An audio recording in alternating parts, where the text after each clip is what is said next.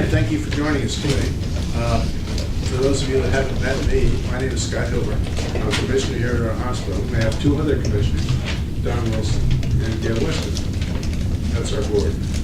Before I introduce our CEO, Eric Mall, let me take a moment and review and maybe even brag a little about some of the recent accomplishments. Sorry about that voice. It's going south on me here. Do you know we offer our patient the only MRI, open MRI here in the lower Puget Sound? It's sort of a big deal for an MRI. And, we're proud of the variety of specialized services we offer: wound care, diabetic counseling, a new anticoagulation kit, and we have another new lab draw station, a walk-in clinic which extended hours, a 3D mammogram machine, and we offer medical advice available for the most common medical conditions through our 24-hour telemedicine program. And we have increased the number of technical surgery procedures we now perform at Mason General Hospital, which include things like neurological surgery, bladder repair surgery, and all at the same time we earned two of the highest awards we could from the Washington State Hospital Association on quality. So I think I said a minute ago about a little information, but also bragging. We really are changed. The hospital, it's not the same old community hospital that we used to be. Now we've become a leader in the healthcare in our region, and I'm proud of our hospital and the contributions we make to our community. And I hope you are also proud of these contributions and the things we do to support Shelton and Mason County. We're building on our heritage, putting patients first, which incidentally is our mission statement. Tell that to the road of the I'm going to take 2 8 cold pills, so I'm getting a little goofy. So now let me go ahead and introduce our CEO, Eric Mall, and he can go ahead and give you the sketch verbal presentation of our medical office building, and maybe also introduce some of our structure. Thanks, Scott. I'll start there again. My name is Eric Mall, CEO at Mason General Hospital and Family Clinic. So I'll first start by introducing the team. So with Skanska, there are general contractors. We have Pete Maslenikoff, and we have Tony Laboranti. And so Pete is right here, Tony's right there. And then OAC, there are owners' representatives. We have Brent Wilcox and Brad Brock. And then critical person on this is Keith Geary. He's our facilities director, and Keith has been through a lot of construction projects. He's awesome. And then Rick Smith, who is our chief financial officer. He'll be making sure we stay on track with our budget and following through on all the financial details. So Rick is also real critical. This is just a top-notch team. All these people are real A players.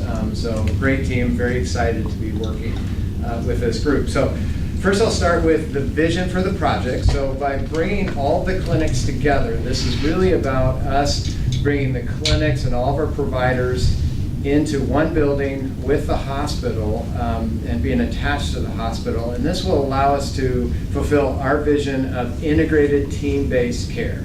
So that's really what this is about, is integrated team-based care.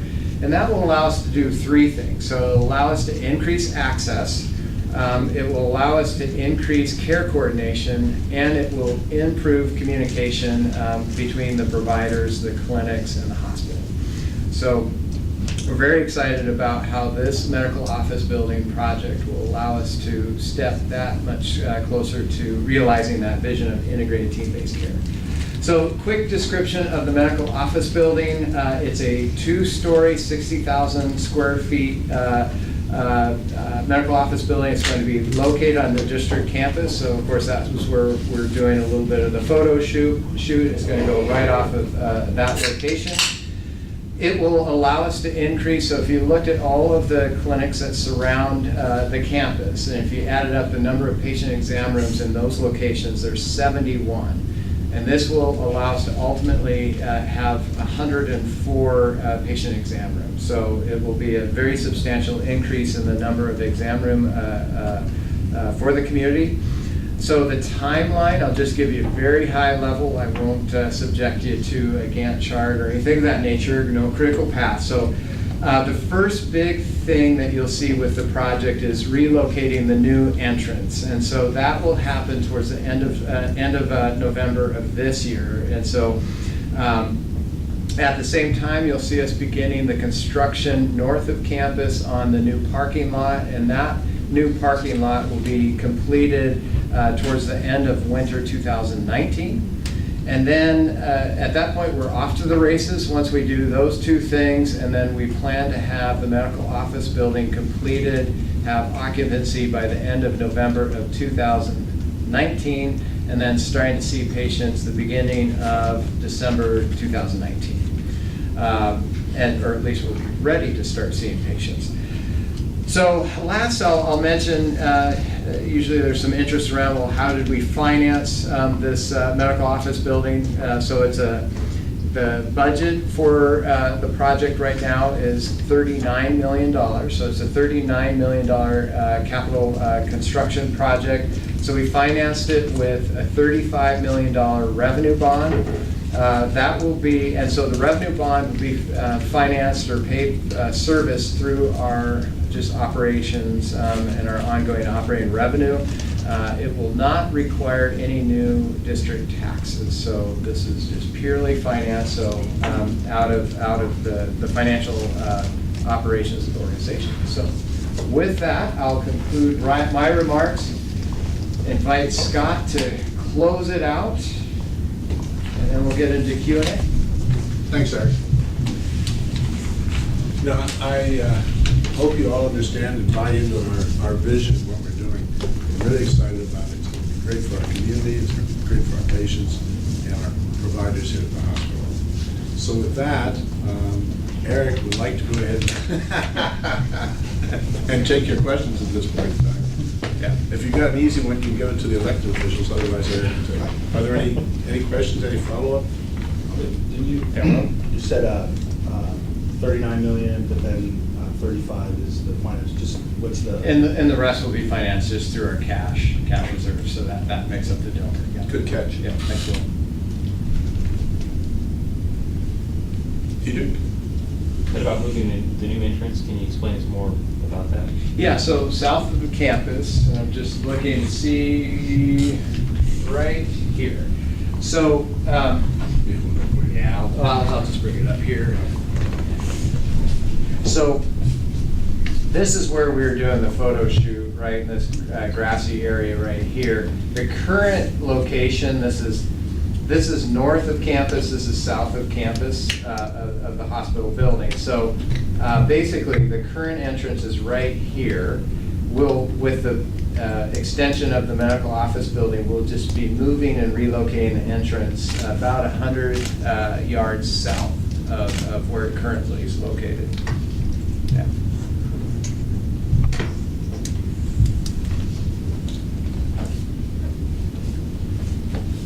Any other questions? So the demo of the human resources building, so where's that fit into the timeline then? Oh, perfect. Thanks for asking. So that will be happening November. That's why, good. I have the A team here. So November, right? We'll be raising that building this next month. See, in my mind, I'm already in November. So, but yes, next month. Yeah. And Caleb. I was just curious if this is gonna, if any of the new construction is gonna tailor to the high school's health science academy. Oh, that's a great question. Definitely indirectly. There's not a direct connection, but a lot of the providers and a lot of the staff that are in that building are very much connected with developing out the curriculum, particularly as it graduates into later years. So we get into years 2, 3, 4 of the Health Science Academy. So what we expect is we'll be expecting and hoping that will be a place a lot of the students will be coming and doing some of their rotations, and so that we'll definitely expect for them to be in that building, and we'll have some space to accommodate them, for sure. Yeah, right on. And you said that integrating everything in one building except for Hood Sport. Yes, Does it correct. look? Can you give me an example of what it looks like right now? just a sample of if someone had to go from here to here to here, and then now what is that gonna look like as far as? Yeah, that's an awesome question. So maybe we'll use some imagination.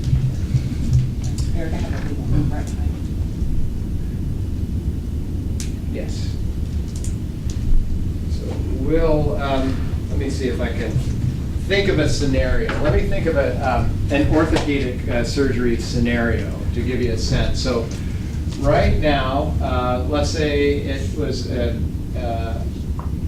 physician that has established care with one of our Olympic physician providers. So they're seeing Dr. Slaughter internal medicine over here, and this is across 13th Street, of course, Olympic Physicians is right here. And so what ends up happening is they'll go, and this is currently where Shelton Family Medicine is right now. So they'll go and they'll see Dr. Henry in the orthopedic clinic. He'll determine, yes, surgery is necessary. They'll then go and before they can be cleared for surgery, they have to get clearance from their primary care physician. So they then have to go and get appointment with Dr. Slaughter, and then they go here, and then he clears them. They might have to go back and see Dr. Henry one more time before, or be scheduled for surgery, and then see Dr. Henry afterwards, and then physical therapy is in here. So you get this big spaghetti diagram of moving. All of that then happens within this. It becomes much more integrated. The patient just has one place to go to, one location, one place to go and register. So they'll all be one common register across all the clinics. They'll just have to go to one location. They'll schedule through one area for all of their services, so it'll allow us to be a little more coordinated as well, not just how they coordinate within here in terms of their flow.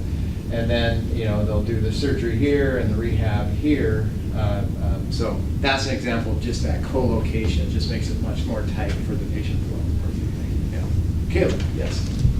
So if we're moving like Shelton Family Medicine into that, what would be further come of the Shelton Family Medicine? Awesome question, Caleb. So we only have part of that question answered right now. So Shelton Family Medicine is an area that we've identified as likely. So we've worked with the city. We've identified some of the clinic space will be storage.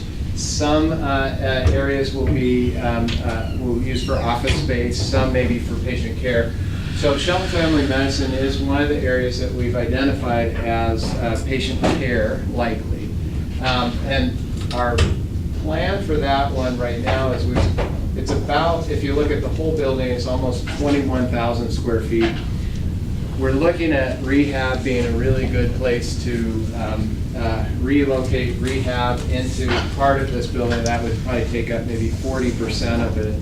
Right now, it's down in the basement of the hospital. We think it'll be a better flow for patients, and quite frankly, the community demand for rehab services is very high. And so it will be a better flow for patients into Shelton Family Medicine.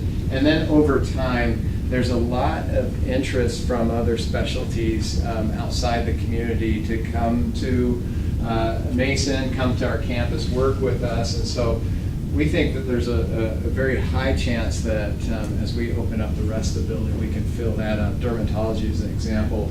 They'd really like to get more space, and expand the dermatology availability. So we know that that's one immediate need, and then there's a number of other specialists. So yeah, we think we'll be able to use that space pretty well. And we'll get into, we're calling it Facility Master Plan 2.0. And we'll do that in 2019. That's where we'll figure out how we'll use the rest of the buildings that we'll be vacating most optimally. So, yeah. Yes, sir. Yeah, when did this process really begin? All right. How long have they been making this? Yeah, okay. So, Sean, that goes back to when we first started the Facility Master Plan 1.0. So we started this in 2015. We finished the vision for what we have here in the end of 2016. And then we did our due diligence around how are we going to finance the project, what's the best construction. We identified an architect that we wanted to help do the design. So that took us 2017 to 2018, and here's where we're at. Yeah. So what has community outreach kind of looked at like throughout that process? I know last year doing some meetings with the public and everything, but what's it looked like since then? Yeah, so that's basically it. So we've reached out to the community in terms of, this is the location, here's the project, getting, that invitation. And then once we took that feedback, it was basically a lot of the work right now has just been then putting that design into fruition, and that takes a long time, and then working on the financing. We've recently invited the community back in to give us some feedback on just the perception, brand, of the organization, and the community's been very responsive to, to those invitations. And I think as we get deeper into the project and towards the end, we'll start to bring the community back into, an update, particularly the neighbors. And then when we get into the master plan 2.0, then we'll also be looking for community input onto that next phase. And so as we get later into 2019, then there'll be some community forums as well. Thanks, Dana. Any other questions? Yeah, Dana. So I know we were talking about bringing in some specialists. Is the hospital looking at any new hires to help staff this new facility? Or? We are, and that's whether you're in an urban or rural environment, Bellevue or Forks, you're constantly recruiting. So we are constantly recruiting as well. We've done, relative to other rural locations, we do a relatively good job of retention. We do a relatively good job of recruitment, but we are always actively recruiting within our additional service lines. We definitely are working right now on expanding like orthopedics to meet some of the community demands. So that's currently a plan that we're working on. We're looking at partnering with Providence and the Capital on some additional specialist service line expansions. But unfortunately, we're not progressed to a point where publicly I can share. But definitely, we're having conversations and looking at opportunities to bring in more specialists.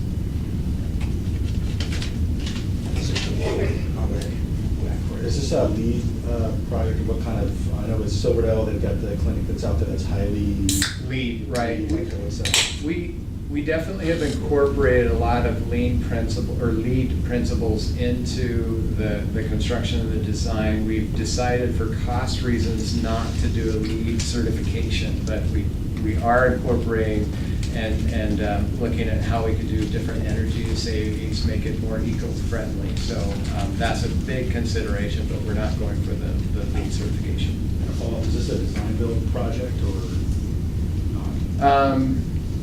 It's actually what's called a GCCM project, which is similar, Brad, I'll defer to you, it's similar to a design. Right, so bid. it's more of a design assist role, so we have separate contracts from a contractual standpoint, but the teams integrate themselves together and come up with best practices of designing the building from a construction method, from construction costs, and then inputs from the hospital as well. So it allows the teams to kind of pull best of both worlds that way, and it is a GCCM project like Eric has mentioned, which is kind of a selection process of how we brought on the general contractor. And so there's a whole process that we went through on that as well. So TGV being the design firm is sole source to the hospital, and Skanska is sole source to the hospital as well. So.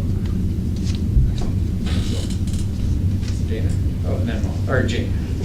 I know the name of the medical office building is going yet to be revealed, but how is it going to be determined? Meaning how will we select the name? So ultimately, that will be a determination by the board, but it's with a lot of input from staff, from key stakeholders like staff, physicians, community, and so that was some of the stakeholder groups that. And that's being worked on now? Yes, correct. Yep. Dana? So this has been in the process for a couple of years now. So what have been some of the biggest challenges and some of the most exciting parts of it? Just speaking to them. We'll start with the biggest challenge is just within healthcare in general. There's a lot of uncertainty, and so we've been trying to look at the political landscape. So I'd say 2017 there was a change at the federal level in the White House, and trying to understand the impact that might have to federal policy. So we paid attention and studied that very deeply to try to get some sense of what that might mean here locally. And then, as we looked at that and navigating that uncertainty, it caused us to do a lot more due diligence around how do we finance the project, do a lot more around forecasting and different scenarios. So I think that challenge was just trying to navigate all of that uncertainty. But it was really good work too, which kind of gets to the exciting part. I think the exciting part is working with this team, working with the board. It's just a lot of, like I said earlier, A players, A thinkers. And so, when we get into some of the financial planning and the construction impact and different scenarios, it's just a lot of bright people around the table that are thinking of, different problems and coming up with solutions to those problems. So I think that's just very exciting, working within this team environment and the people that we have sitting around the table. Then, of course, we're very excited about the future. So, the vision that we have, of course, is something that's really exciting, and the engagement with staff as well in terms of what the construction project will mean in terms of workflow and patient flow, and that sort of staff and provider engagement that we've had over the last 12 months. That's been very exciting. So it's kind of a esprit de corps. Yes. Paula. Hi. So, I see in the press release it says you'll be able to offer new services. So, will this new building help you offer any new services that you've never had before here? It will, and that's where it will increase the space. So we're not building out. There's about 19,000 square feet. Is that about right? 19,000. That will what's called shelled space. And so in this first phase that will go live at the end of 2019, that's where we'll co-locate all of the existing services. And then the shelled space will allow us to then expand in the second phase into some of these new service lines. So yeah, and that's where we've already identified a number of areas that are high community needs. So ENT is an example, GI, gastroenterology is another example of just high community needs, and so looking at how we might be able to meet that locally within the space. Awesome. Yeah, right on. Okay, any other questions? All right, well, thank you. Thanks everyone for coming. A lot of great questions.